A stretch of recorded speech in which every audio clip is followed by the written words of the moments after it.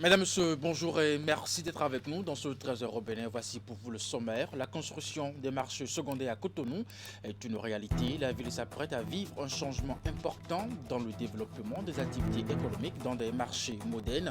2 ans après l'investiture du président Patrice Talon pour son second mandat, nous faisons le bilan des infrastructures marchandes. Reportage à suivre dans ce 13h au Bénin. Ensuite, bientôt 1 an, quelle est la plus grande attraction des Béninois et des touristes de passage au Bénin? La statue de l'Amazone continue de drainer du monde. Inaugurée en juillet dernier, la peinture de la Dame en bronze s'effrite. Sa brillante couleur de bronze change progressivement de couleur, conséquence d'un incivisme qui interpelle les visiteurs. Et puis enfin, incendie au marché Zongo à Paracourt, le parti Bloc républicain compatit aux douleurs des sinistrés. Plus de 2 semaines après le drame qui a ravagé une grande partie de ces lieux d'échange commerciaux, une délégation du Bloc républicain est allée ce lundi apporter son soutien aux victimes. La délégation, conduite par l'honorable Chatokan, était composée de l'ancien député Rachid Godamassi, le maire de la ville Inoussa Zimekabi, des conseillers municipaux et bien d'autres membres de la coordination du parti dans la 8e circonscription électorale. Et voilà pour le sommaire de ce 13h au Bénin. À nouveau, bonjour et bienvenue si vous nous rejoignez. Les demandes et les offres s'accroissent de plus en plus sur les places de marché dans les grandes villes du Bénin. La fréquentation des infrastructures marchandes augmente aussi et face à la situation, le gouvernement, dans son programme d'action du gouvernement phase 2, a prévu la construction de marchés modernes qui aujourd'hui constituent une réalité. Voici les images. 2 ans pour le compte du second mandat du chef de l'État et bien de marchés modernes se dressent dans la ville de Cotonou et ailleurs. Avant le démarrage de la construction de ces marchés, un recensement a été fait pour répertorier les occupants des anciens.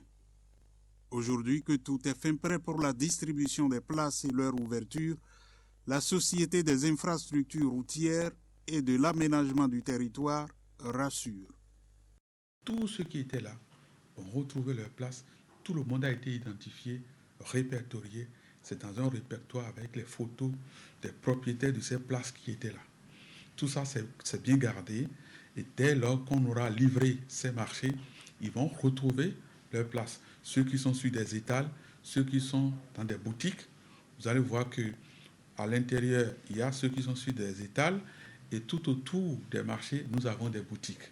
Donc, le gestionnaire pourra étudier au cas par cas les autres commerçants ou personnes intéressées pour des activités dans un marché pourront faire des demandes et le gestionnaire en ce moment-là étudiera leur dossier et donnera des suites à leurs demandes.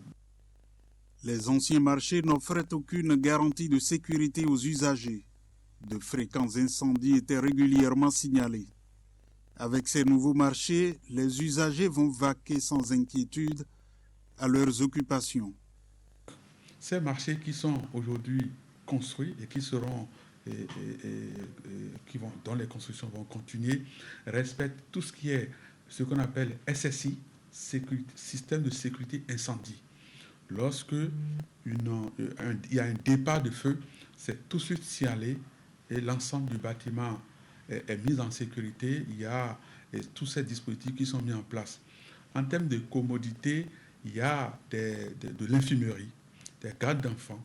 Il y a tout ce qui est commodité pour permettre aux bonnes dames, en tout cas aux opérateurs économiques qui seront dans ces marchés, d'avoir l'essentiel en termes de commodité pour vaquer correctement, librement à leurs activités. Il y a de l'espace, c'est frais, c'est fait de telle sorte que vous allez voir, et c'est de l'air naturel. Les marchés modernes présentent de grandes différences. Ces marchés que vous avez dû voir par vous-même, vous avez vu que on va les appeler carrément des supermarchés. Parce que ça n'a rien à voir avec ce qu'on avait comme marché, où on avait juste des hangars. Aujourd'hui, ce qui a été construit, on ne se trompe pas à dire que c'est des supermarchés. Allez à Brigamé, allez à Iguedo, à Toplébé, un peu partout, vous allez voir que c'est vraiment des supermarchés qui respectent toutes les normes de sécurité et de commodité. La première phase de construction porte sur 20 marchés. Un nombre déjà important qui va offrir assez d'espace aux usagers en attendant la phase 2 prévue pour bientôt. Direction Parakou à présent, on en sait un peu plus sur le bilan en termes de dégâts de l'incendie survenu au marché Zongo à Parakou. Bien entendu, on dénombre 126 victimes et 86 millions de pertes financières. Quelques jours après cet incendie, nos équipes sont reparties sur le terrain et voici le constat. Marché Zongo de Parakou, dans l'après-midi de ce mardi 16 mai 2023, 5 jours après l'incendie qui a ravagé une grande partie de ce lieu d'échanges commerciaux, la vie semble reprendre son cours normal. Mais derrière cette reprise des activités aux abords du marché, les traces laissées par les flammes sont encore perceptibles à l'intérieur. Ça ne va pas. Sincèrement, ça ne va pas. Certains ne viennent pas, certains ont complètement perdu. Certains sont tellement découragés qu'ils ne viennent même plus sur le terrain. Parce que quand ils viennent, ça les dérange. Tu as perdu tout ce que tu as. C'est toute l'économie. D'autres ont fait des prêts. Je ne me sens pas bien. Du tout même. Parce que toutes mes choses, tout est brûlé. Même une seule chose, même on n'a pas trouvé. Le feu n'a presque rien laissé sur son passage. Les hangars, construits pour la plupart en matériaux précaires, sont complètement réduits en cendres et avec eux, tout leur contenu. De façon plus précise, il faut dire que c'est près de 120 personnes qui sont touchées par cet incendie. 120 personnes. Et en termes de pertes, on peut aller à près de 86 millions. N'est-ce pas, c'est que ces 120 personnes ont perdu. 120 commerçants touchés et des pertes financières estimées à 86 millions de francs CFA, l'amertume se lit sur le visage des victimes qui appellent à l'aide. On demande de l'aide à toute personne qui a une bonne volonté. On demande de nous aider. Grâce à ça, j'ai nourri les enfants, tout. Et l'argent des banques aussi, tout est là. L'aide que nous, on ne peut pas dire au gouvernement, parce que le gouvernement, bon, au moins peut-être il peut dire, voilà, il peut nous construire les places, les hangars. Sur le terrain, la solidarité commence petitement à s'organiser avec pour priorité l'assainissement des lieux et la reconstruction des hangars. J'ai essayé de discuter avec quelques autorités, notamment l'honorable Charles Toko, pour voir avec lui dans quelle mesure il pouvait contribuer à faire cela. Vous savez, avec la mairie, des fois les procédures et tout, ça peut mettre du temps, mais là c'est une question d'urgence pour...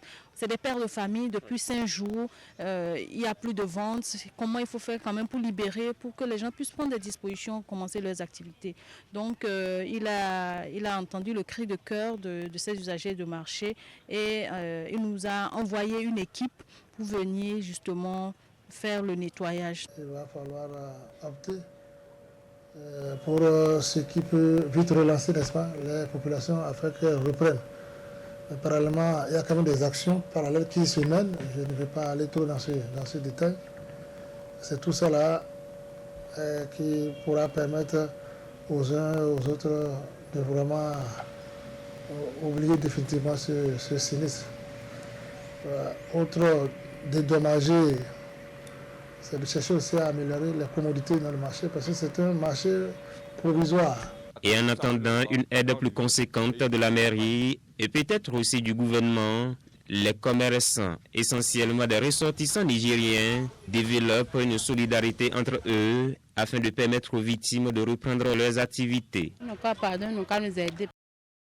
Et puis nous restons à Parakou, justement sur le même sujet, l'incendie au marché Zongo à Parakou. Je veux l'annoncer en titre, le parti Bloc républicain compatit aux douleurs des sinistrés. Plus de 2 semaines après, le drame qui a donc ravagé une grande partie de ce lieu d'échanges commerciaux. Une délégation du Bloc républicain est allée ce lundi apporter son soutien aux victimes. La délégation conduite par l'honorable Charles Toko était composée de l'ancien député Rachidi Goudamassi, le maire de la ville Inoussa Zimé Tchabi, des conseillers municipaux et bien d'autres membres de la coordination du parti dans la 8e circonscription électorale. Ils y étaient, bien entendu, les bras très chargés. Reportage.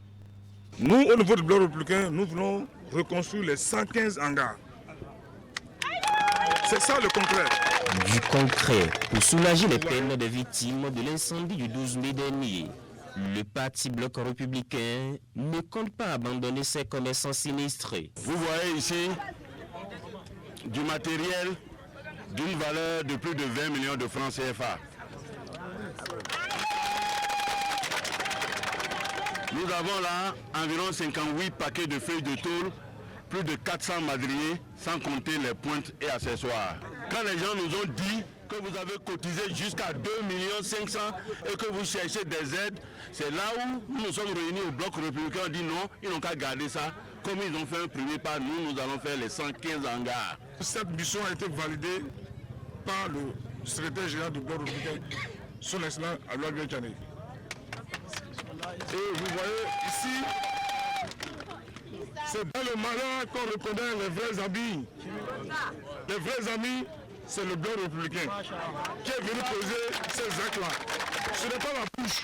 Selon les enquêtes, 120 victimes sont recensées après le drame pour un préjudice financier évalué à environ 86 millions de francs CFA. L'arrivée de ces leaders du Bloc républicain est donc un gros soulagement pour ces sinistrés qui ont presque tout perdu lors de cet incendie. Vraiment, je ne sais même pas quoi dire. Avec ce que tout le monde voit devant nous, le bois et les tels, ce que le Bloc républicain a mené maintenant, je ne sais même pas comment on est heureux tellement que les mots nous manquent.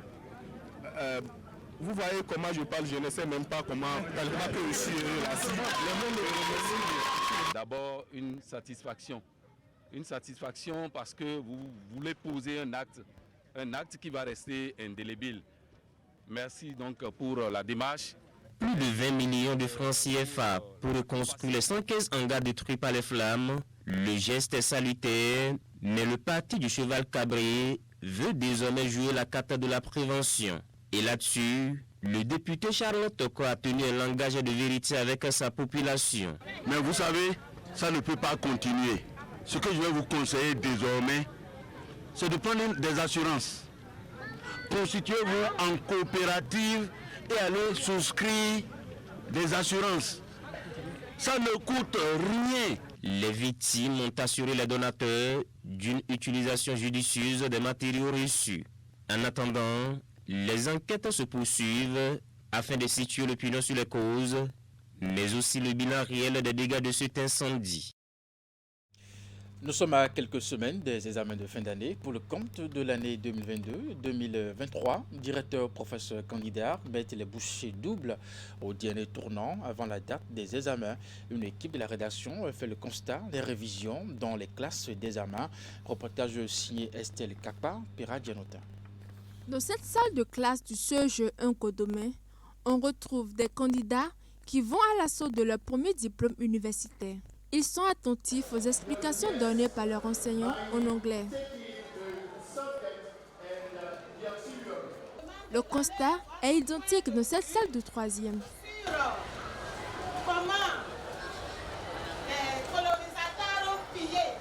Les révisions vont bon train au dit de certains apprenants. Pour réussir mon examen, en fait, tous les soirs après les cours, quand je rentre, j'essaie de manger, de me reposer.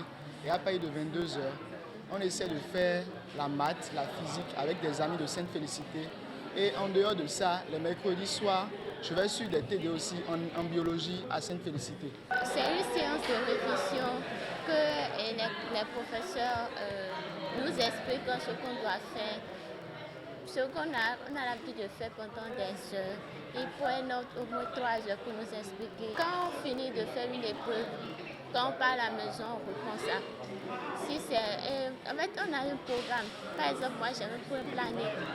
Et quand je pars à la maison, je reprends et j'apprends l'histoire géo. Je prépare mes examens en apprenant mes cours. Et grâce aux séances de bachotage aussi, lorsque je finis pour faire cette séance, arrivé à la maison, je reprends les épreuves et je les retraite. Le professeur nous demande des questions si on a des difficultés de comprendre, on leur pose des questions et nous aidons. Les acteurs du système éducatif, en ce qui les concerne, ont pris des mesures et dispositions pour accompagner les élèves dans leur séance de révision. Nous sommes en séance de bachotage que nous avons commencé depuis le lundi. Le bachotage, c'est comment une séance de révision avec les apprenants où on traite quelques sujets avec eux.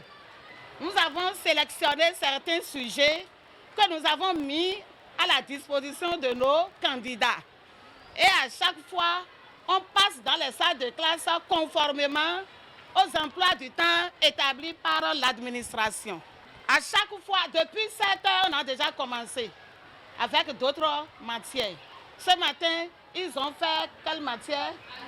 Ils ont fait l'allemand et PCT. Ces séances de bachotage, en réalité, ce sont des épreuves. Les épreuves compilées par notre direction départementale de tous les examens blancs des autres départements du Bénin, c'est-à-dire les 11 départements qui restent en dehors du nôtre. Ce sont ces épreuves-là que nous avons imprimées et mises à la disposition des candidats afin qu'ils puissent être en contact avec les réalités d'ailleurs. Et lors de ces séances de bachotage, il faut retenir que chaque enseignant ne retourne plus dans sa propre classe, mais ce sont des séances de remplacement, de permutation d'enseignants, afin que ces enfants-là puissent vraiment tirer le maximum de ce que nous sommes en train de leur offrir. Les élèves sont invités à se mettre au pas avant les compositions. Les examens nationaux vont débuter à partir du mois de juin. Bientôt 1 an que la statue de l'Amazone a été inaugurée par le chef de l'État Patrice Talon. C'était en juillet dernier. Déjà en août, sa dégradation au niveau de sa couleur. La peinture de la statue s'effrite. Cet état de choses est la conséquence d'un incivisme des visiteurs. Certaines personnes rencontrées sur ce site d'attraction se sont confiées à notre équipe de reportage. Voici les images. Nous sommes à la place de l'Amazone cet après-midi. Les visiteurs viennent comme à leur habitude. Soudainement, un groupe de petits enfants nous envahit.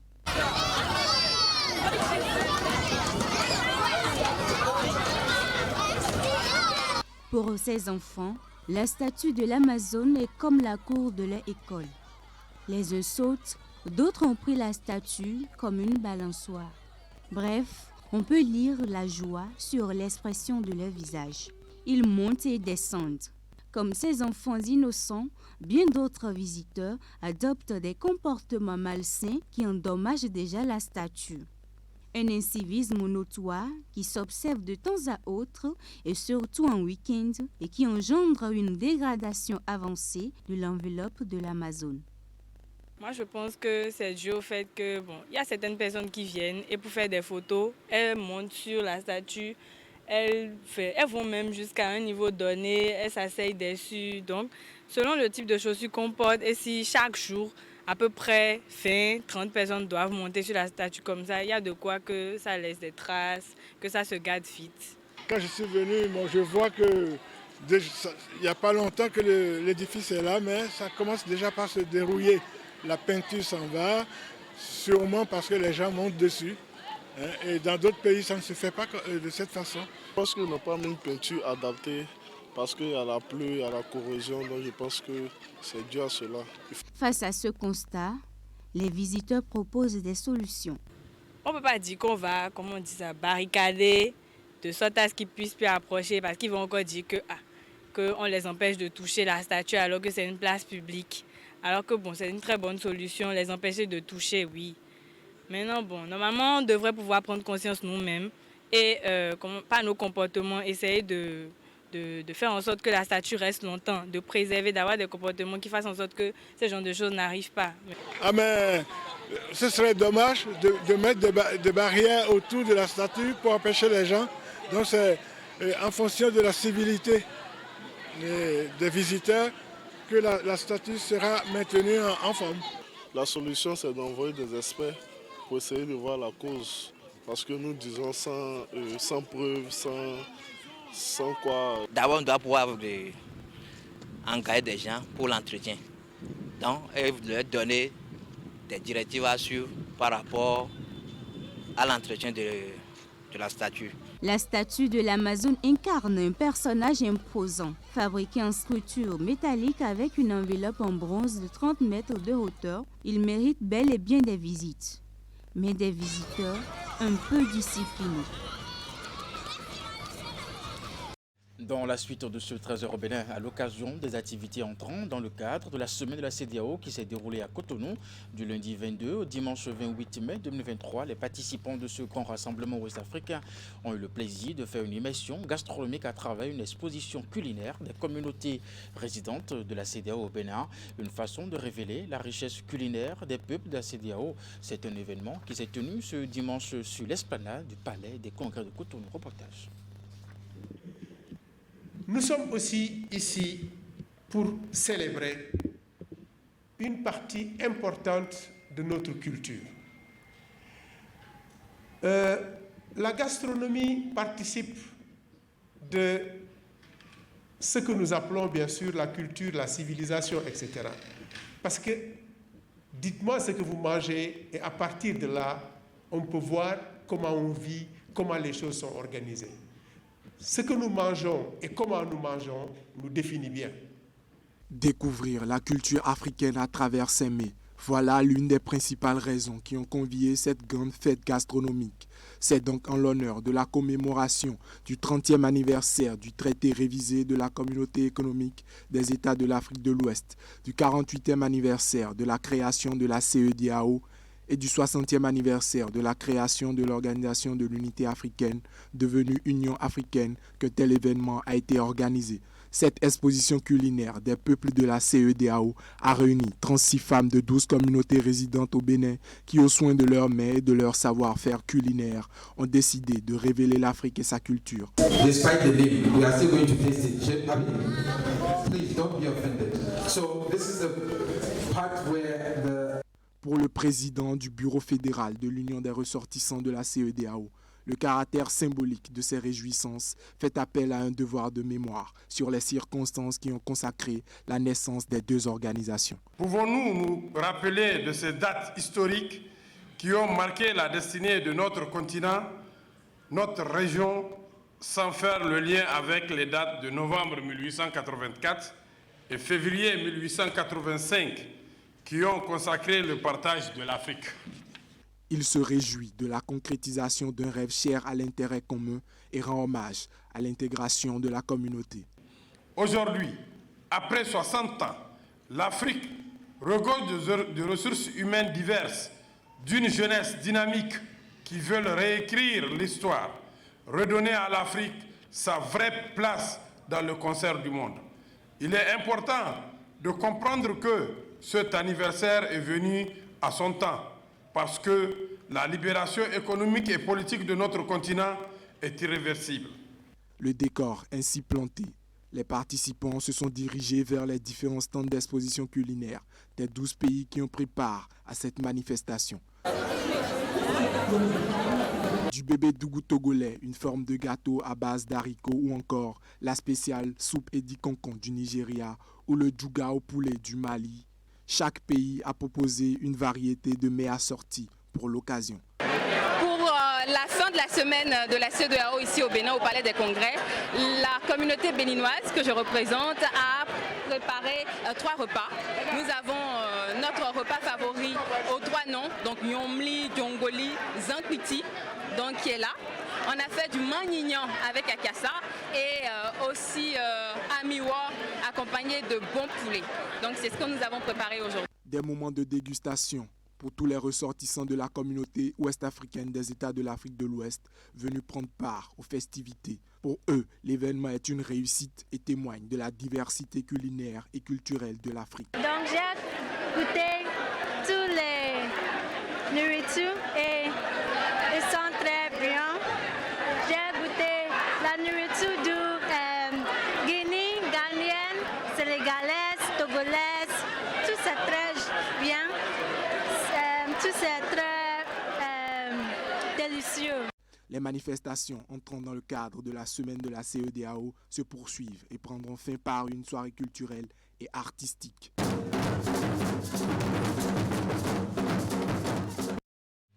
Et pour finir, les festivités entrant dans le cadre de la semaine de la CEDEAO ont pris fin ce dimanche au Palais des Congrès de Cotonou pour marquer la fin d'une semaine riche en activités. Une soirée culturelle et artistique s'est tenue dans la salle bleue du Palais des Congrès, une occasion pour les différents pays membres de célébrer la richesse culturelle africaine. À cette occasion, les lauréats des différentes compétitions sportives ont été récompensés. Voici les images.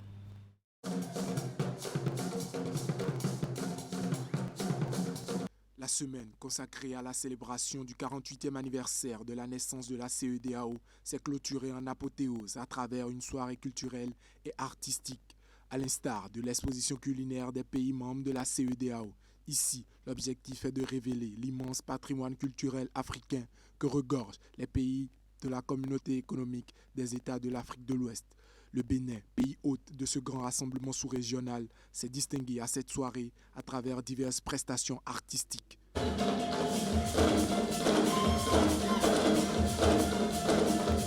La culture est un instrument au service du rassemblement et de la fraternité entre les peuples au sein de la région ouest africaine, a rappelé le représentant du ministre du Tourisme, de la Culture et des Arts. Il est partagé de tout ce que la culture peut contribuer à réunir, ce que la politique peut séparer. Elle peut aussi contribuer à consolider et à accélérer les processus de restructuration des espaces économiques. Cet événement riche en couleurs est une croisade culturelle immense qui permettra de prouver une fois encore que l'Afrique est un continent dont la culture est le patrimoine génétique par excellence.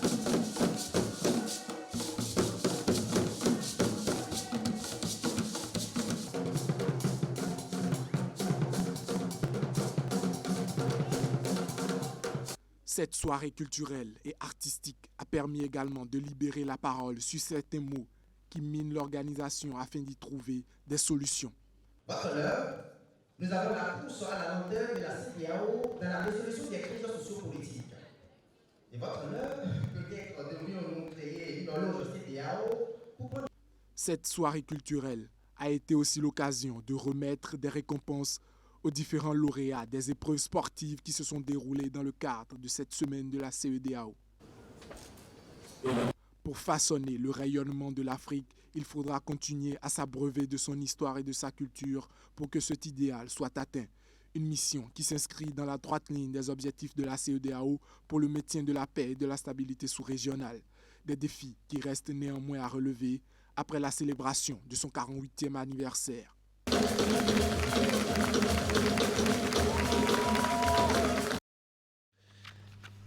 Mesdames et messieurs, c'est la fin de ce 13h Bénin. Merci de l'avoir suivi, de votre fidélité au programme de Canal 3 Bénin. À 16h, retrouvez votre bulletin d'information, 19h30, la grande édition de la soirée. Jusque-là, portez-vous bien et à très bientôt.